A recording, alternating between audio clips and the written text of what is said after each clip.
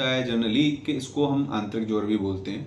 तो इसमें मेन हमारा जो इंटेस्टाइन्स हैं, हमारा इम्यून सिस्टम, लीवर इफेक्ट होता है। तो हमें टाइफाइड, पुरानी टाइफाइड में स्पेशली जैसा आपने सवाल किया, तो मेरा मानना यह है कि टाइफाइड में हमें ये ध्यान रखना है कि टाइफाइड क्यों होता है। तो जहाँ जिसको टेंडेंसी है कि भाई हाँ मेरे को एक बार टाइफाइड हो गया है, तो डेफिनेटली आपका इम्यून सिस्टम वीक हो गया है। और अगर टाइफाइड का आपने प्रॉपर इलाज नहीं लिया है, क्योंकि देखिए एंड इसमें एंटीबायोटिक कोर्स एक होता है, उसको प्रॉपर लेना होता है। तो मैं मानता हूं कि लगभग 2 हफ्ते का इसमें एक प्रॉपर रूटीन ट्रीटमेंट लेना चाहिए, जैसा कि डॉक्टर्स की गाइडेंस में माना जाता है, जो उसके प्रोटोकॉल्स हैं।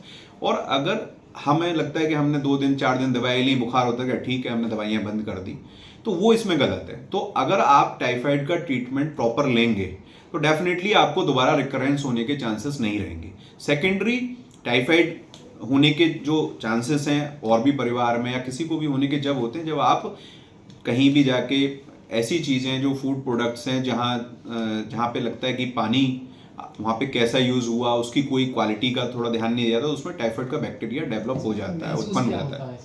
इसमें महसूस देखिए जनरली इसमें लो ग्रेड फीवर रहता है। हमें ऐसा लगता है कि जैसे शरीर में थोड़ा हड़कल टाइप सी है, आप काम भी कर रहे हैं तो आपको लो ग्रेड फीवर होगा, पल्स बहुत फीवर हो जाती है, बहुत हल्की हल्की चलती रहती है, और इसमें हमें भूख कम लगती है, पेट हल्का हल्का पेट दर्द होता है, और यही सिम्टम फिर धीरे धीरे करके एग्रेसिव होते चले जाते हैं अगर हम उसको नज़रअंदाज करें। तो इसमें बेस्ट है कि हम डॉक्टर के पास जाएं। 3-4 दिन के बुखार में डेफिनेटली टाइफाइड पॉजिटिव आ जाता है। उसके डिफरेंट प्रोसेस हैं, एक रैपिड टेस्ट होता है, एक विडाल टेस्ट होता है, उससे हम उसकी देख सकते हैं कि हमें कैसे ट्रीटमेंट को टारगेट करना है, और इससे हमें टाइफाइड को हम बचाव कर सकते हैं। धन्यवाद। देखिए एज ए डॉक्टर, और मैं तो यही कहूँगा कि सबसे प्राथमिकता हमारी ये होनी चाहिए क्लीनलीनेस को लेके। साफ़ सफाई, हम आसपास के एनवायरनमेंट को अगर साफ़ रखेंगे, जैसा कि गवर्नमेंट के प्रोटोकॉल्स भी हैं, बहुत सारे प्रचार किया जाता है कि आप पानी इकट्ठा ना होने दें, तो डेंगू से सबसे बेस्ट उपाय यही है, प्रिकॉशंस हम करें। कहीं भी अगर आपको लगता है कि मच्छर आने के चांसेस हैं, तो थोड़ा सा हमें ये ध्यान रखना है कि घर के दरवाजे हम शाम के टाइम में बंद रखें, है ना, जालीदार दरवाज़ों को यूज़ करें, और कहीं भी पानी इकट्ठा ना होने दें। तो डेंगू से सबसे बेस्ट बचाव यही है। साथ ही ये भी है कि देखिए कुछ चीज़ें ऐसी हैं जो एक्सीडेंटली हो जाती हैं, आपको नहीं पता डेंगू का मच्छर आप कहाँ गए, कहाँ काट लिया।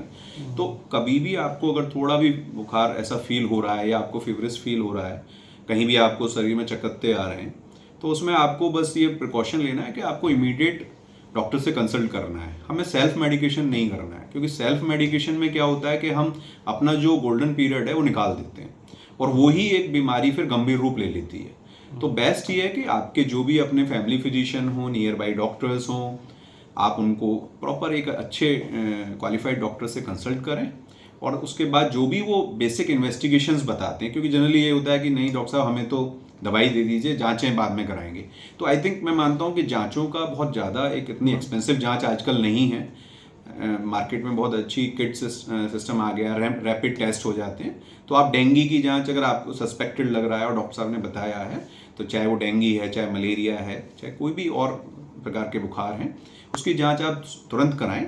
उससे क्या है, आपका आगे का जो लाइफ स्पेन है वो सेफ है, आगे का पैसा जो खर्च हो रहा है वो सेफ है। तो इस प्रकार से हम उसको बचाव कर सकते हैं। क्या क्या लक्षण होते हैं सर इसके? लक्षण देखिए जनरली मैंने आपको बताया, जैसे वायरल फीवर है, तो वायरल फीवर में स्टार्ट हमें यही सर्दी खांसी जुकाम से चीज़ें स्टार्ट होती हैं, और डेफिनेटली ये वेदर चेंजेस की वजह से भी हो सकता है, क्योंकि मौसम में बदलाव है तो इस टाइप की चीज़ें होती हैं।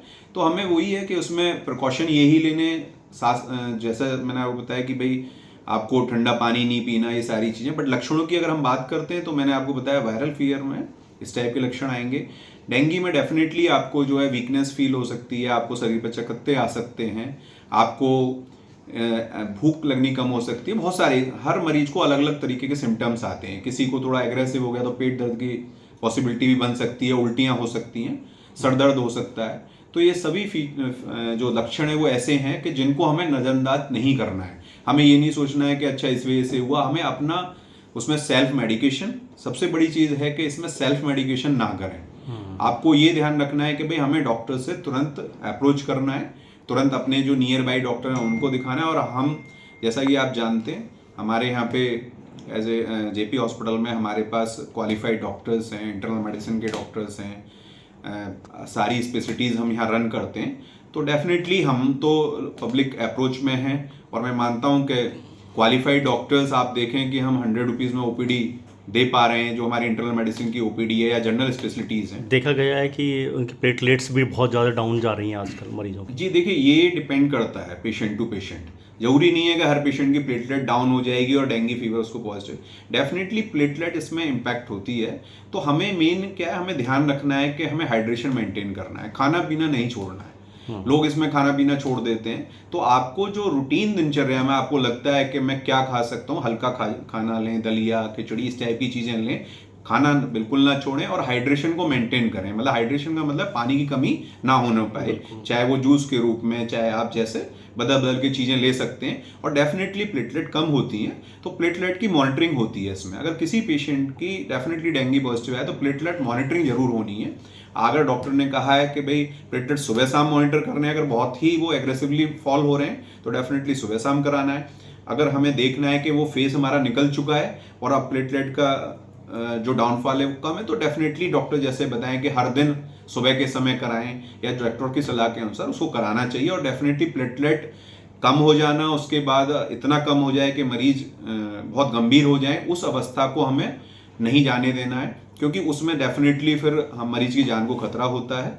तो हमें इन्हीं सब चीज़ों का ध्यान रखना है। डॉक्टर साहब, पुराना टाइफाइड है तो उसको बुखार फैल रहा है और यही मौसम जो है डेंगू होने का भी है। तो इस मौसम में हमें हर बुखार को पहले ये मान के चलना चाहिए कि डेंगू ना हो।